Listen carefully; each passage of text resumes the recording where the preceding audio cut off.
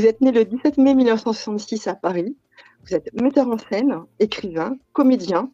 Vous avez travaillé avec Anne-Laure Liégeois et Mario Gonzalez. Vous avez créé le Entre autres. théâtre... Comment? Entre autres. Entre autres, oui, mais la liste était longue, donc c'était pas possible de noter tout le monde, hélas. Donc vous avez créé le théâtre de l'Olivier en 2000. Oui. Vous êtes aussi formateur en technique de théâtre depuis 1995.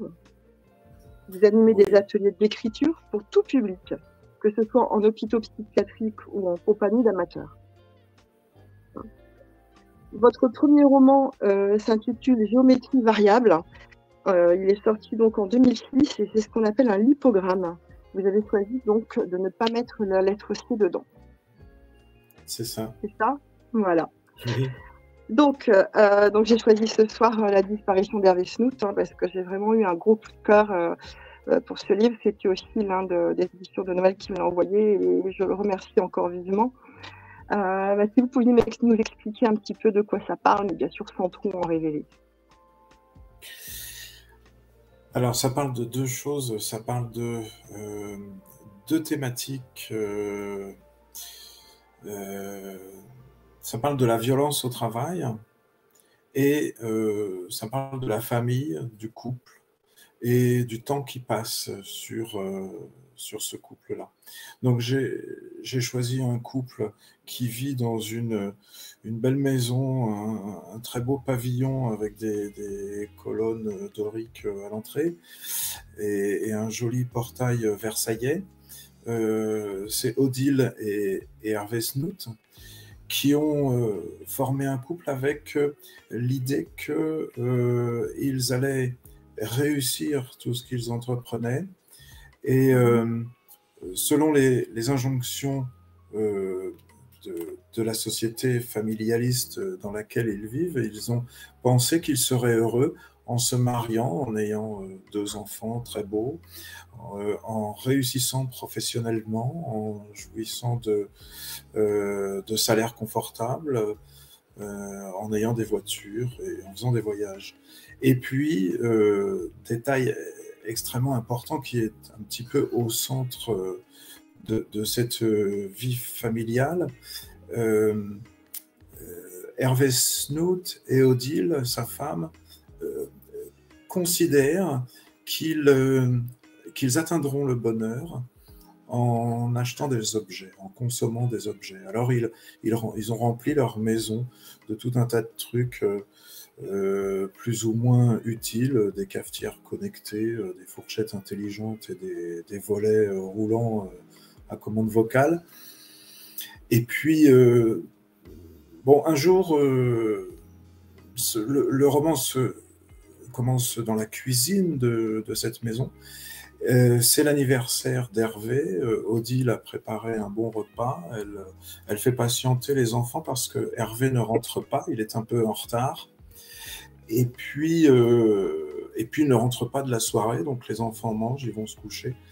Et il ne rentre pas de la nuit. Donc le lendemain, elle va déclarer la disparition d'Hervé Snout à la gendarmerie.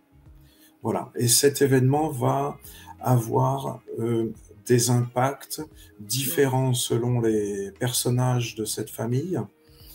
Chez Eddie, l'adolescent de 14 ans, là c'est une sorte de monde qui s'effondre totalement parce que Hervé, son père, représentait pour lui la seule et unique référence, le grand modèle à suivre. Et Hervé avait investi dans son fils et projeté des désirs et des réussites que lui n'avait peut-être pas atteint. Et Eddie se retrouve absolument projeté dans le vide sidéral. Il ne sait plus quoi penser, ni quoi faire, et ça va très mal tourner pour lui.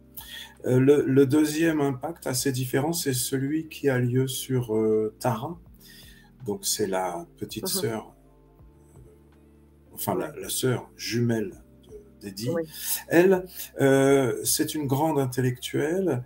Elle réfléchit beaucoup à sa place dans le monde. Elle analyse sa situation. Elle se pose beaucoup de questions sur l'éducation, le collège dans lequel elle n'a pas envie de se rendre tous les matins, sa place dans la famille et peut-être les moyens qu'elle aurait de fuir cet univers dans lequel elle s'ennuie. Donc elle a deux méthodes pour tenter de fuir. C'est d'une part l'amitié qu'elle découvre avec son amie Leila, qui est une personne qui enfin, selon Tara, parle son langage, et donc à partir du moment où Leila parle le langage de Tara, l'amitié est possible. Et puis son deuxième outil pour fuir cette famille, c'est la course à pied. Elle passe des heures et des heures à courir autour de stades, dans la ville, dans la campagne environnante. Et ces moments-là lui sont très chers parce que pendant la course, là, la pensée vraiment se met en route de manière extrêmement sérieuse, et c'est là qu'elle trouve des solutions à ses problèmes ou des débuts de solutions. Et le moment qu'elle préfère dans la course, c'est quand elle lance sa jambe droite en avant, alors que la gauche est encore en arrière, décollée du sol. Et cette petite suspension qui dure un quart de seconde lui permet de penser qu'elle est au-dessus de cette famille, qu'elle peut l'observer et la critiquer et s'en échapper. Et puis, il y a l'impact que provoque la disparition d'Hervé chez Odile, son épouse, qui, après la panique et la déclaration de cette disparition à la gendarmerie, va, à l'instar de sa fille, Tara, mais dans des proportions différentes, va se mettre à réfléchir à sa vie, ce qu'elle a choisi, le couple qu'elle a construit, son existence, le temps qui passe, son métier et son mode de vie et de consommation. Et à un moment donné, étant donné que le temps passe, comment dire, la panique de la disparition s'estompe, et elle se dit que peut-être la disparition d'Hervé Snout n'est pas la plus mauvaise nouvelle du monde. Voilà. Et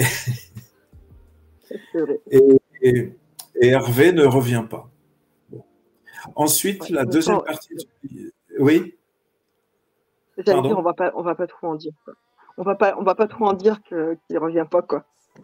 Voilà. Pas dans la première partie, du moins.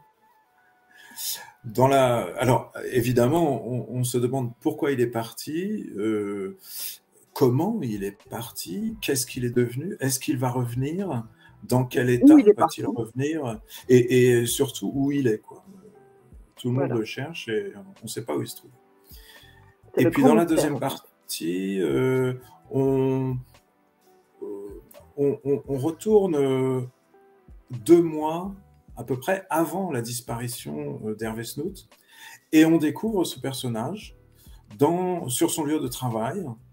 Il est directeur d'un abattoir municipal, et là on rencontre, en compagnie d'Hervé Snout, un certain nombre de personnages qui sont les ouvriers de l'abattoir, et en particulier 2, Gabin et Gus, qu'on a rencontrés préalablement dans un prologue.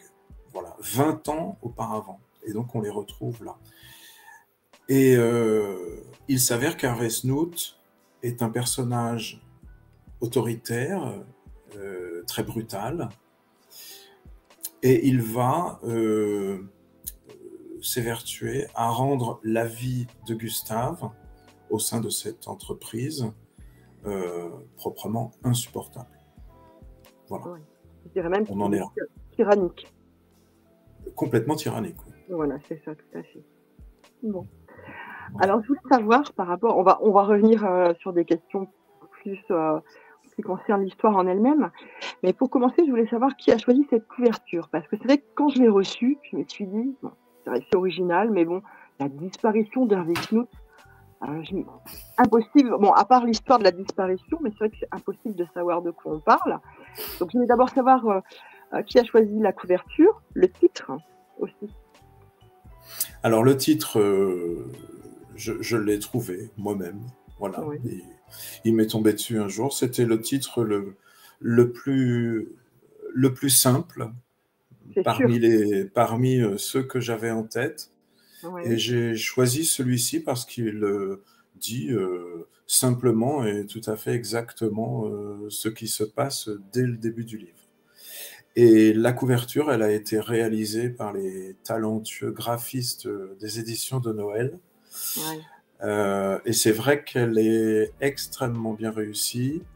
Elle est une référence évidemment à un livre de Georges Perec, mais aussi au jeu de lettres, de mots auxquels s'adonnait Perec.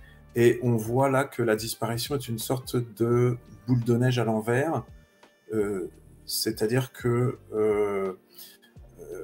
c'est une boule de neige qui diminue jusqu'à plus rien du tout. En revanche, quand on regarde bien la couverture, on voit que effectivement Hervé Snout disparaît sur l'horizontale, mais qu'il réapparaît en remontant sur la diagonale. Voilà, tout à fait. Ah, je vois qu'il y a une petite question. C'est pas vraiment une question, mais j'aime bien les explications de la couve. Vrai, ça fait effectivement penser. Alors, on me dit aussi motus, mais à l'envers. Ah, oui. Tout ça pour vous dire, je voulais juste accueillir tout le monde. Bienvenue, merci Gomar, merci Nawak pour les follow. Et puis, bienvenue Attraction Duty, bienvenue Christine Vauchel, ça fait plaisir de te voir par ici. Ben voilà, beaucoup de monde pour vous écouter tous les deux ce soir, ça fait plaisir. Oui, je vois, c'est cool. Oui, donc c'est vrai que chez De Noël, ils aiment bien jouer avec le lettrage sur leur couverture, ils sont assez forts pour ça. Alors, comment vous est venue l'idée de cette disparition? Est-ce que c'est une idée que vous aviez déjà en tête depuis un moment, ou alors est-ce qu'elle a cheminé pendant quelques temps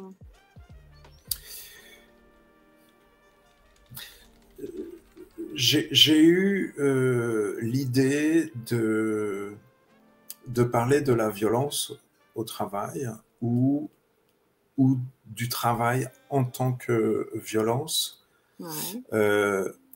en tant qu'il dévore l'existence et le temps des personnes.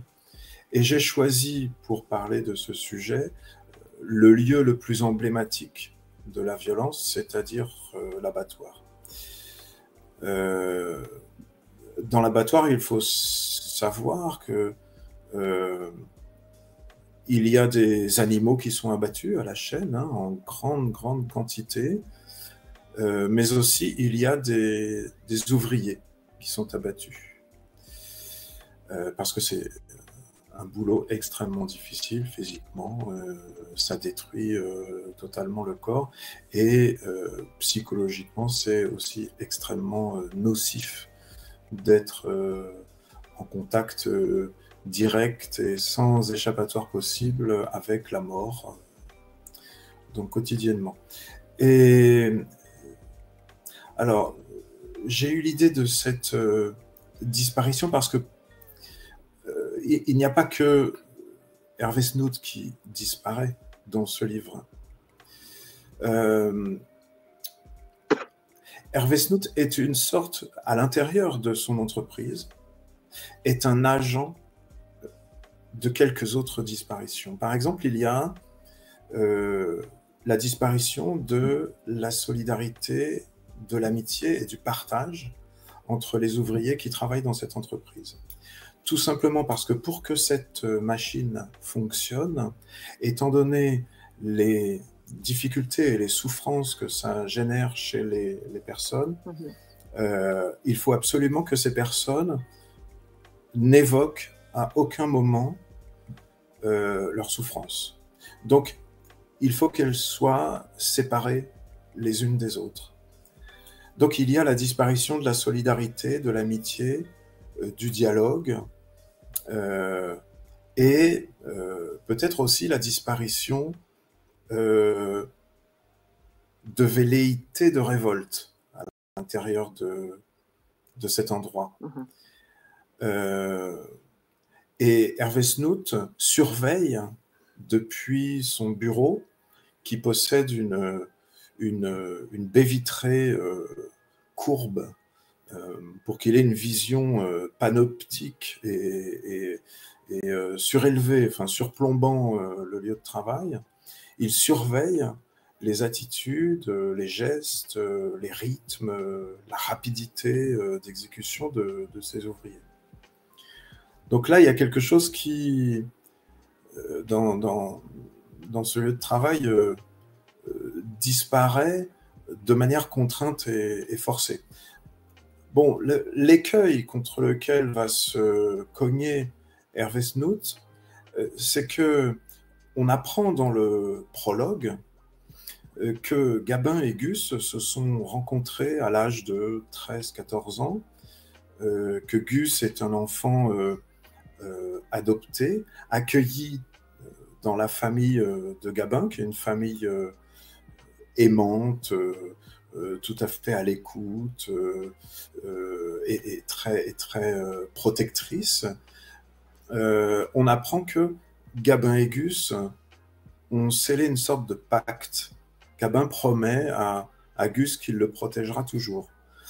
Donc 20 ans plus tard, quand on rencontre à nouveau ces personnes qui sont devenues adultes, on sait qu'un lien très fort les unit et que les tentatives d'Hervé Snout de diviser la fratrie ne vont pas se dérouler comme sur des roulettes, quoi.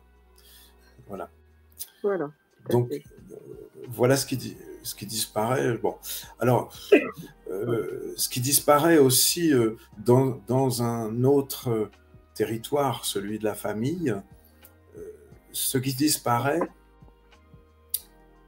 était presque voué à disparaître, parce que ce qui disparaît avec Hervé Snout,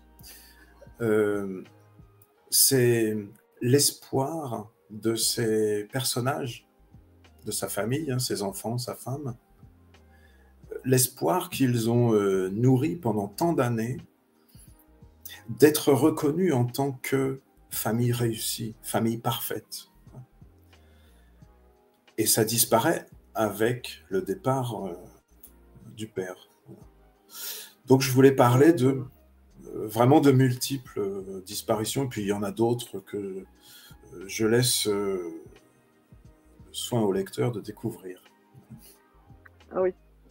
Donc en fait, les liens familiaux sont très importants pour vous. Ils vous fascinent, ils vous interpellent. Pardon ? Les liens familiaux. Liens familiaux. Oui, les liens familiaux. Ben oui.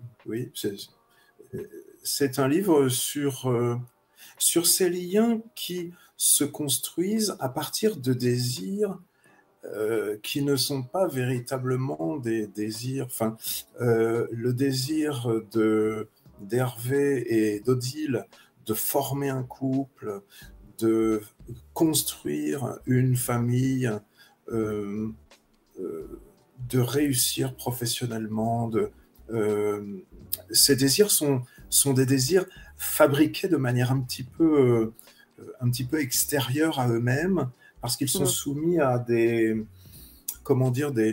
injonctions sociétales qui les poussent à intégrer des mots d'ordre, en fait. Vous serez heureux si vous êtes de bons consommateurs. Vous serez heureux si vous contractez un prêt très important à la banque. Vous serez heureux si vous renvoyez des signes extérieurs de richesse, quoi. Enfin, voilà. Et ce sont des gens qui ont ils sont fascinés par la vie bourgeoise, en fait. Mais ils n'ont pas véritablement les moyens de vivre une vie comme des grands bourgeois, donc ce sont des petits bourgeois, donc ils sont obligés d'aller au boulot, quoi, quand même, parce qu'il y a les traites de la maison à payer, tout ça. Donc voilà, et ces liens sont, comment dire, se fragilisent très vite, et ils se fragilisent surtout à l'arrivée des enfants, parce que les enfants, eux, ont une certaine vision de leurs parents. Je veux dire que les parents font des enfants, mais les enfants font des parents aussi. Les enfants fabriquent leurs parents, et Eddie fabrique son père, sa mère, et les relations qui l'unissent à elle et lui. Et puis Tara a un autre mode de fabrication. Elle a d'autres parents. Enfin, les parents de Tara ne sont pas les mêmes que les parents d'Eddie. Elle est extrêmement critique. Enfin, ces liens-là sont distendus par le manque peut-être le manque de sincérité, le manque de vérité dans les désirs de ces personnes. Parce qu'on dirait qu'ils répondent à des mots d'ordre, à des ordres d'intégration, quoi. Et puis, donc, c'est des sortes de désirs factices, quoi. C'est des trucs fabriqués. Alors, finalement, bon, le bonheur là-dedans, c'est pas terrible, quoi. C'est un peu tristouille. Oui. Je vous entends pas très bien, là. Oui, vous m'entendez, là? C'est un peu étouffé chez toi, oui, un Fanny. peu mieux. Ah. Oui, Et là, maintenant? Je sais pas sur quoi tu as posé ton ça va mieux, téléphone. Ça va mieux. Et au passage, vu que je vous interromps, bonsoir, il est bien ce livre. Salut Séverine, bienvenue. Et merci beaucoup, Malo Books, pour le follow. Bienvenue. Nous sommes avec Olivier Bordassaré. On parle de la disparition d'Hervé Snout et de plein de disparitions. On a bien noté. Et il y en a plein d'autres qu'on n'a pas encore abordées, mais ça, vous le verrez dans le livre, avec cette couverture intrigante. Et là, on parle des liens familiaux. Pour vous qui arrivez, bienvenue. Et Fanny, je te laisse poursuivre, évidemment. Salut. Merci Alison aussi pour le petit follow. Ça fait plaisir. Bienvenue. Est-ce que là, c'est mieux? On va se débrouiller avec. Sinon, je fais de la traduction simultanée, t'inquiète pas. On a vraiment pas de bol, quoi. Bon, j'ai rien touché pourtant depuis tout à l'heure. Hein. Bon. Ah, là, c'est bien, là. Là, c'est bien? Bon, on va dire que c'est bien, alors. Donc, dans vos livres, vous traitez de divers sujets. Et là, c'est vrai que quand l'histoire commence, on est tout de suite dans le sujet de la maltraitance des familles d'accueil. Alors, c'est vrai que c'est un sujet assez fort. Donc, pourquoi ce sujet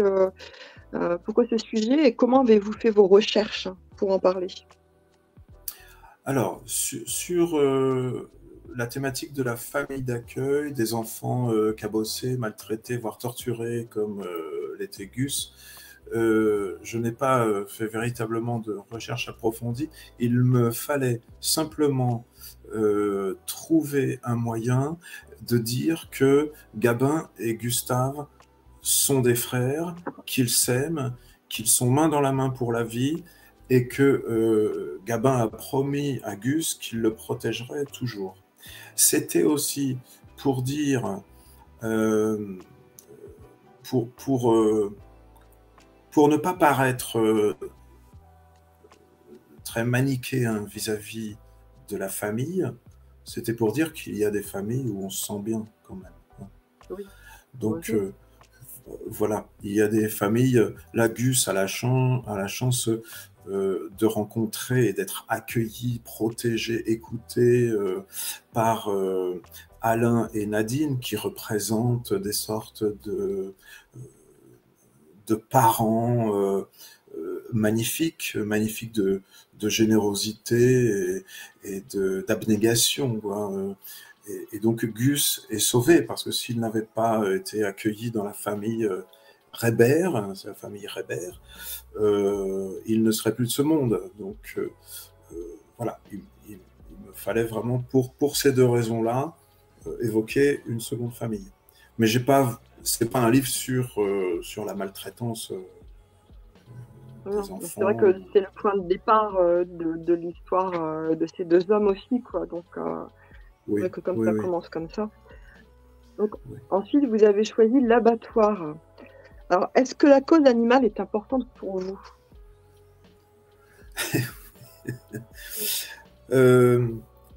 Oui. Je m'en suis doutée un petit peu. Oui, c'est très important parce que il y a, dans le domaine des disparitions, il y en a une qui me paraît assez essentielle, centrale dans la vie des humains, si vous voulez, dans la vie des humains d'aujourd'hui, dans notre société occidentale, moderne, capitaliste, c'est la disparition du lien que nous avons entretenu et que certains humains entretiennent encore dans certains recoins du monde, la disparition de cette relation avec l'autre, le non-humain ou le végétal. Ou bon. La société dans laquelle nous vivons, c'est-à-dire une société qui voue un culte à la consommation et à l'argent, était, disons par définition, dans l'obligation de nous séparer des autres, de fabriquer des catégories, la catégorie humaine, la catégorie non humaine, et d'extirper de la faune et de la flore le sacré qui existe encore dans certaines peuplades du monde. Je pense, je sais pas, aux Nénètes de Sibérie, les éleveurs de rennes, ou aux Indiens Achuar qui ont été étudiés par l'anthropologue Philippe Descola, qui dit par exemple, ces Indiens-là considèrent qu'il y a du sacré à l'intérieur des plantes, des arbres, des animaux, et des pierres, et que oui, avant d'abattre un animal pour le manger, ou avant de couper un arbre, eh bien, il pose des questions, il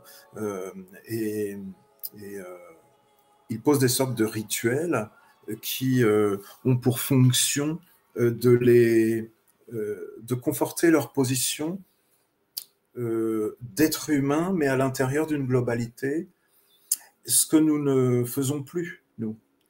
Je veux dire que si nous considérions que couper un arbre est un acte important, hein, qui suppose quand même de choisir de le couper, de retirer quelque chose à la terre. Si nous considérions que dans cet arbre, il y a un peu de sacré, on y réfléchirait peut-être à 2 fois avant d'en couper des milliers pour creuser des méga-bassines, par exemple. Ah oui, c'est ce qu'on appelle l'animisme. Comment ? C'est ce que l'on appelle l'animisme. La religion. Oui. La religion, en fait. Ouais. Oui, pourquoi pas. Mais moi qui n'ai pas de spiritualité véritablement définie, je regrette qu'il n'y ait pas ou plus du tout de sacré à l'intérieur des choses qu'on regarde, dont on profite, qu'on consomme aussi d'une manière ou d'une autre, pour se nourrir ou pour construire une maison, enfin voilà. Et je pense que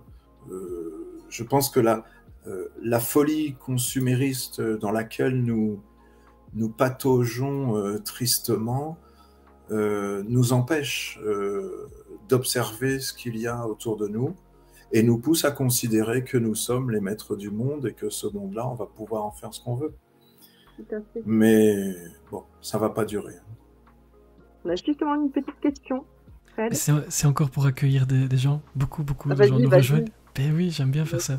Et donc, au passage, bienvenue Kiss David, qui nous dit on débarque du live de Sèvres pour faire coucou. Merci beaucoup, bienvenue. Merci pour les follow à Pomponette. Alors, je le fais à la suite de la France. Je sais pas si tu es du coin. Salut Vanik, salut Cricri Bookin, bonsoir, bienvenue. Salut Stéphane Chamac qui nous rejoint. Et oui, on écoute avec beaucoup d'attention Olivier Bordassaré qui nous parle de la disparition d'Hervé Snout. Ce sont des questions de Fanny H. Et puis juste après, vous le savez ou pas, nous accueillerons Wendell U3 et Michel Lecoq pour une interview en duo. Et donc, gros programme dans la boîte.